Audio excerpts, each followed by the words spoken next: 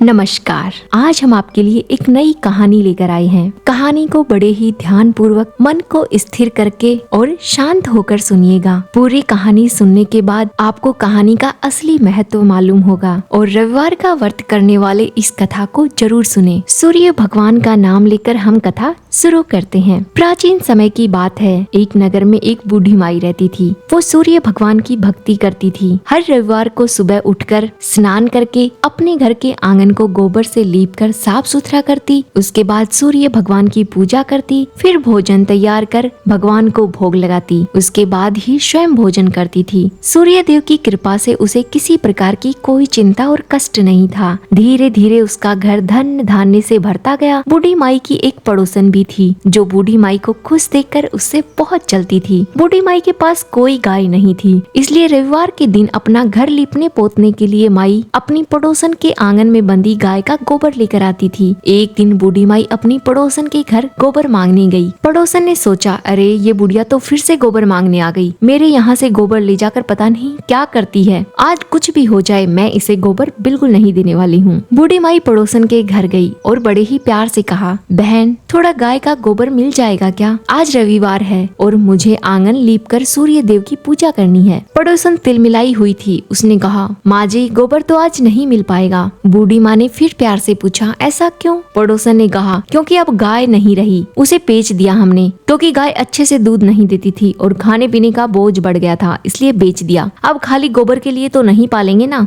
बूढ़ी माई अपनी पड़ोसन के ऐसे तेवर देखकर सब समझ गई। उनको समझ आ गया कि पड़ोसन जानबूझकर उसे गाय का गोबर नहीं दे रही है। लेकिन वह बिना कुछ कहे वहाँ से चली गई और कहती है, हे सूर्य भगवान, गोबर न मिलने की वजह से मैं अभागन आज आपकी पूजा नहीं कर सकी, मुझे क्षमा करना। आंगन ना लीपने के कारण बूढ़ी माई ने भोजन भी नहीं पकाया और ना ही सूर्य भगवान का भोग बनाया। स्वयं भी भोजन नहीं किया। सूर्यास्त होने पर भूखी प्यासी सो गई। रात्रि के समय सूर्य भगवान ने बूढ़ी माई के सपन में दर्शन दिए। सूर्य भगवान ने माई से कहा, माते मैं तेरे भोग की प्रतीक्षा कर रहा था, लेकिन आज के दिन आपने भोग नहीं बनाया, ना ही मुझे भोग लगाया। बूढ़ी माई ने कहा, क्षमा चाहती हूँ सूर्य देवता, वो क्या है कि मेरे पास कोई गाय नहीं है। मैं रविवार को घर लीपने के लिए अपनी पड़ोसन से गाय का गोबर मांग के लाती हूँ और उसी से घर को लीपती हूँ, लेकिन आज पड़ोसन ने गोबर देने से मना कर दिया, इसलिए ना मैं घर लीप पाई और ना ही भोग चढ़ा पाई। सूर्य भगवान ने कहा, बस इतनी सी बात है, मैं आपकी अभी इस समस्या को दूर करता हूँ। और सूर्य देव ने कहा, बूढ़ी माई जब आप सुबह उठेंगी तो अपने घर के बाहर एक सुंदर सी गाय और उसके बछड़े को देखोगी। ऐसा कहकर सूर्य देव अंतर ध्यान हो गए। प्रातःकाल जब बूढ़ी माई की आँख खुली तो उठकर क्या देखती हैं? घर के बाहर एक सुंदर सी गाय और बछड़े को देखकर बूढ़ी माँ हैरान रह जाती हैं और समझ जाती हैं कि ये सूर्य देव की माया है। बूढ़ी माई ने कहा, हे सूर्य देव, आपकी माया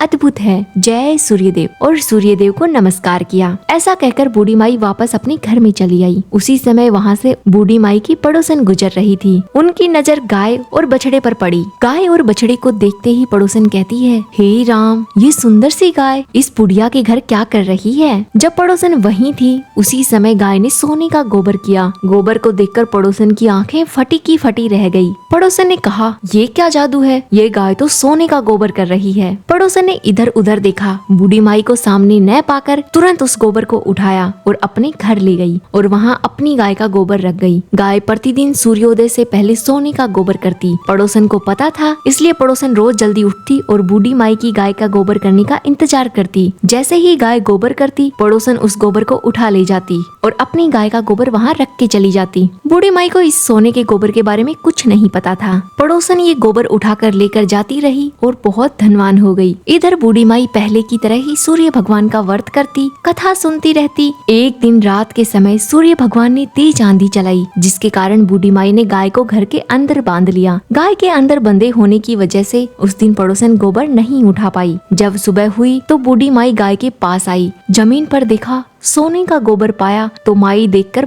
बहुत आश्चर्यचकित रह गई। बूढ़ी माई ने कहा, ये क्या? ये गाय तो सोने का गोबर देती है, लेकिन मैंने आज तक सोने का गोबर नहीं देखा। हो ना हो ये मेरी पड़ोसन का ही काम है। वो इस गाय का गोबर चुरा कर ले जाती होगी और अपनी गाय का गोबर यहाँ रख देती होगी। अच्छा किया जो आज मैंने गाय को अंदर बांध लिया, वरना इस बात का मुझे तो कभी पता भी नहीं चलता। अब से मैं इस गाय को और बछड़े को अपने घर के अंदर ही बांधूंगी। उस दिन के बाद बूढ़ी माई गाय को घर के अंदर बांधने लगी और सोने के गोबर से बूढ़ी माई कुछ ही दिनों में धनवान हो गई। अब पड़ोसन बुरी तरह से जल भुनकर राख होने लगी। पड़ोसन कहने लगी, ये बुढ़िया अब समझ गई है कि इसकी गाय सोने का गोबर देती है, इसलिए अब ये इसको घर के बाहर नहीं बांध रही। ठीक है मेरे से होशियारी, लेकिन इस बुढ़िया को यही नहीं पता कि मैं इससे ज्यादा होशियार हूँ। अगर इस गाय का फायदा मैं नहीं उठा पाई तो उसे भी नहीं उठाने दूंगी। और पड़ोसन ने एक नई चाल चली। पड़ोसन राजा के पास पहुंच गई और बूढ़ी माई की शिकायत लगा दी। पड़ोसन ने राजा को बताया कि आज मैं आपको एक ऐसी अद्भुत गाय के पास लेकर जाऊंगी जिसके बारे में जितना बोलूं उतना ही कम है। सुंदरता आँखों को मोह ले, और वह गाय केवल मामूली गाय नहीं है, बल्कि वो गाय सोने का गोबर देने वाली गाय है। राजा भी ये सुनकर हैरान रह गए और सोचने लगे, सोने का गोबर देने वाली गाय, ऐसी भी गाय होती है क्या? पड़ोसन ने कहा, हाँ राजन, सोने का गोबर देने वाली गाय। अब सोचिए कि ये गाय अगर आपके पास होती तो आप कितने धनवान होते, आपके धन में कितनी बढ़ोतरी हो जाती। अफसोस ये गाय एक बुढ़िया के पास है जो मेरे घर के बगल में रहती है। ऐसी गाय तो राजा के पास होनी चाहिए, उस बुढ़िया के पास क्या कर रही है? राजा ने पड़ोसन से कहा, अगर आपकी बात झूठी निकली तो मैं तुम्हें सजा दूंगा। राजा ने तुरंत सैनिकों को भेजकर गाय अपने पास बुलवा ली। जब राजा के सैनिक बूढ़ी माई के घर पहुँचे तो उस समय बूढ़ी माई सूर्य भगवान को भोग लगाकर स्वयं भोजन ग्रहण करने बैठी ही थी।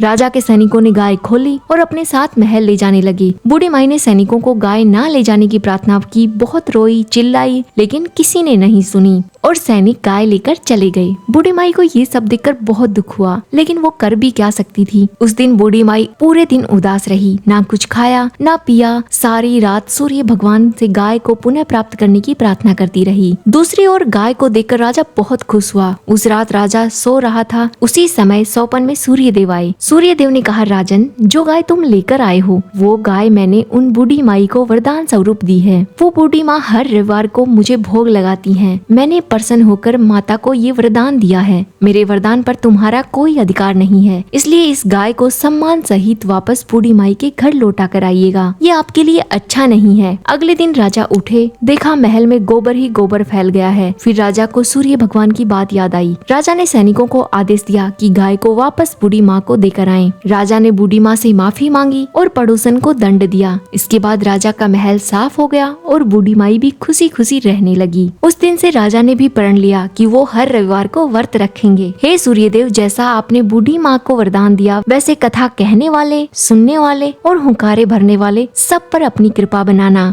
जैसा पड़ोसन के साथ हुआ वैसा किसी के साथ ना हो। राजा ने भी अपनी दयालुता का परिचय दिया और तुरंत सही निर्णय लिया। दूसरों से ईर्ष्या रखने वाले और लालच करने वाले को हमेशा इसका फल भोगना पड़ता है। इसलिए हमेशा अचंचल मन से भगवान की पूजा कीजिएगा। आपकी वजह से कभी किसी को कोई तकलीफ ना हो, इस बात का हमेशा ध्यान रखिएगा। कहानी कैसी लगी कमेंट करके जरूर बताइएगा। ऐसी ही प्यारी प्यारी कहानियाँ सुनने के लिए हमारे चैनल को जरूर सब्सक्राइब कीजिएगा। धन्यवाद।